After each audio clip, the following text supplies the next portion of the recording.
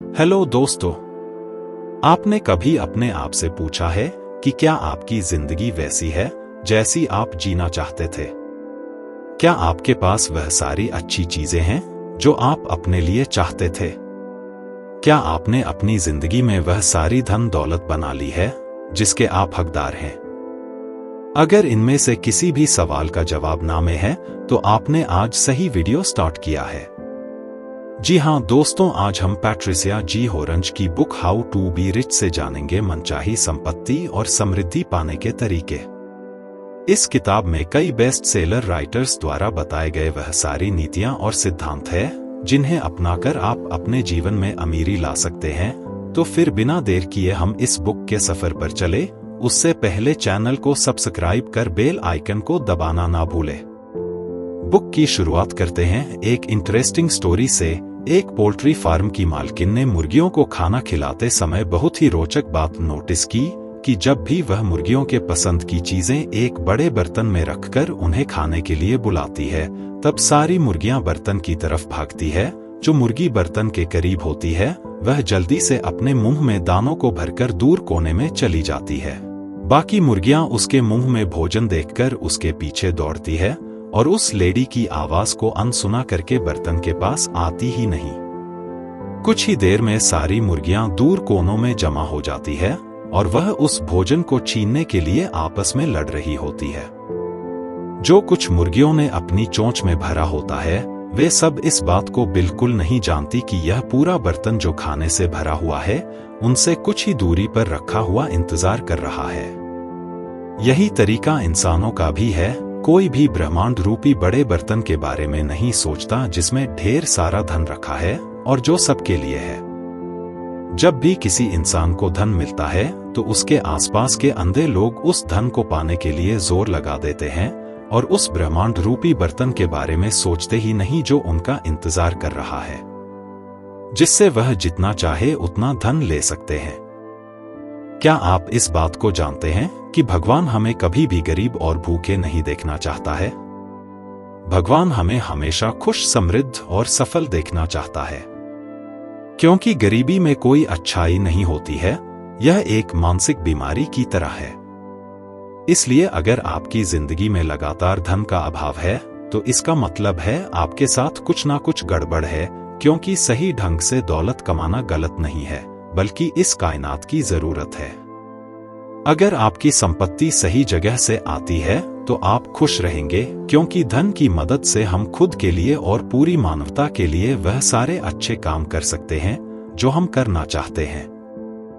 गरीबी किसी की नियत नहीं है, लेकिन हमें हमारे अतीत में, खास करके बचपन में जिस तरह की शिक्षाएं मिली है वही हमें बंधन में बांधे हुए हैं। गरीब तब तक गरीब रहेंगे जब तक गरीबी के नियमों से अपने आप को जोड़े रखेंगे। सफलता और संपत्ति की भी उतनी ही वैज्ञानिक ढंग से हम योजना बना सकते हैं जैसे किसी घर की या शहर की बनाई जाती है। हम सब तीन चीजों के लिए जीते हैं, पहले शरीर के लिए, दूसरा मन के लिए और तीसरा आत्मा के लिए। यह तीनों इच्छाएं समान रूप से जरूरी है और इन तीनों में से एक भी ठीक से नहीं रह सकती अगर बाकी के दो को कम कर दिया जाए। असली जीवन का मतलब है शरीर, मन और आत्मा तीनों की जरूरत को पूरा करना।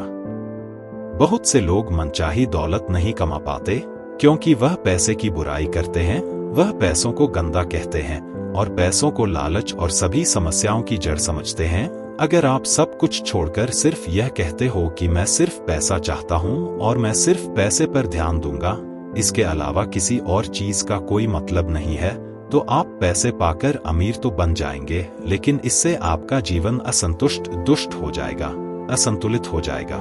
लेकिन जब हम जीवन की बाकी चीजों की तरह पैसों को भी बराबर अहमियत देते हैं और सही तरीके से उसे कमाते हैं, तो यह जीवन में खुशहाली लाएगा। याद रखो, हम यहाँ पर एक संतुलित जीवन जीने आए हैं और ऐसा जीवन जीने के लिए सभी को पैसा चाहिए।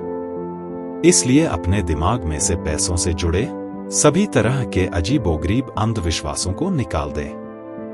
पैसा भ्रष्ट है, गलत है, ऐसा कभी ना समझे। अगर आप ऐसा करेंगे तो पैसा पंख लगाकर आपसे दूर चला जाएगा। याद रखिए, जिसकी आप बुराई करते हैं, शिकायत करते हैं, आप उस चीज को कभी अपनी तरफ आकर्षित नहीं कर सकते। आपने बहुत से लोगों को यह कहते हुए सुना होगा कि उस इंसान ने घोटाला किया है, वह घोटालेबाज है, वह बेईमानी से पैसे कमा रहा है।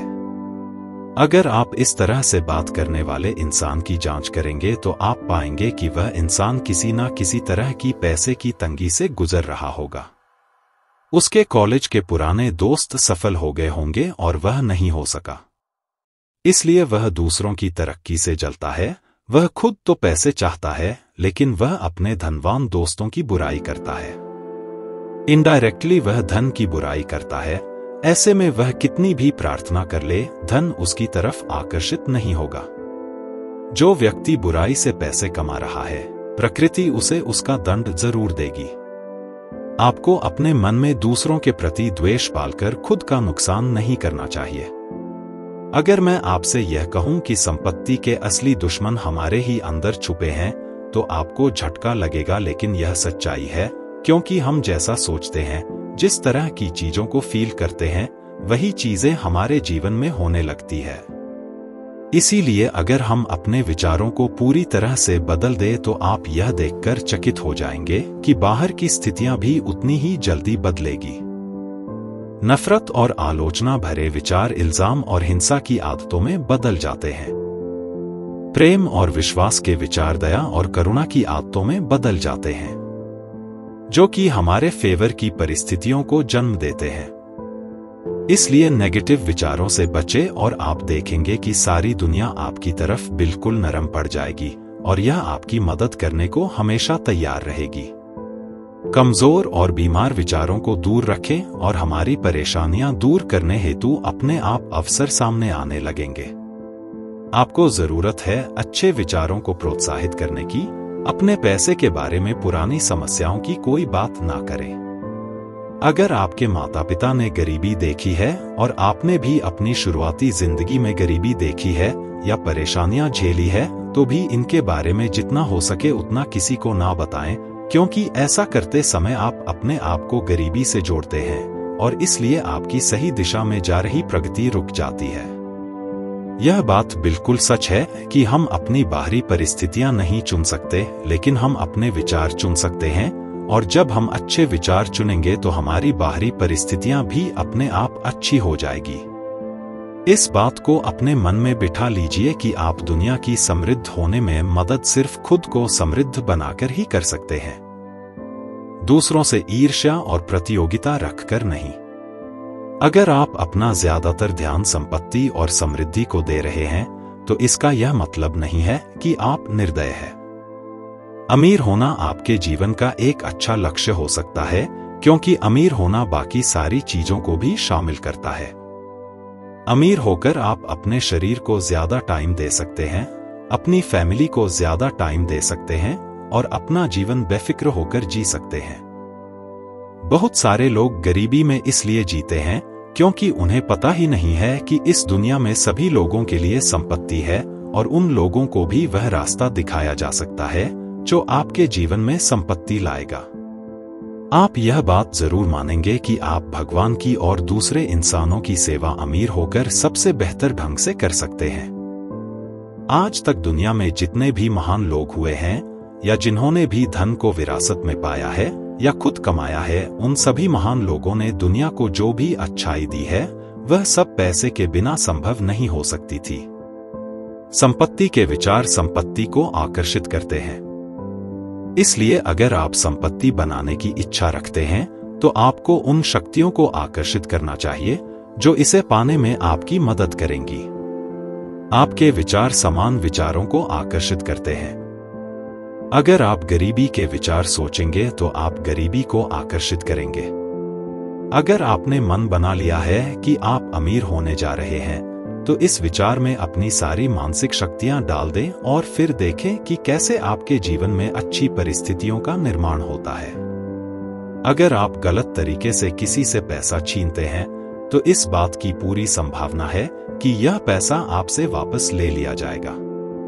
आपको किसी से प्रतियोगिता करके पैसे कमाने की जरूरत नहीं है, बल्कि रचनात्मक तरीके से संपत्ति का निर्माण करना है। याद रखिए, हर इंसान में असंभव शब्द को पार करने की क्षमता है और अपने आप को सफल और समृद्ध बनाने की काबिलियत है। नेपोलियन हिल संपत्ति के बारे में हमें एक इम्पॉर्टेंट लेसन सिखाते हैं।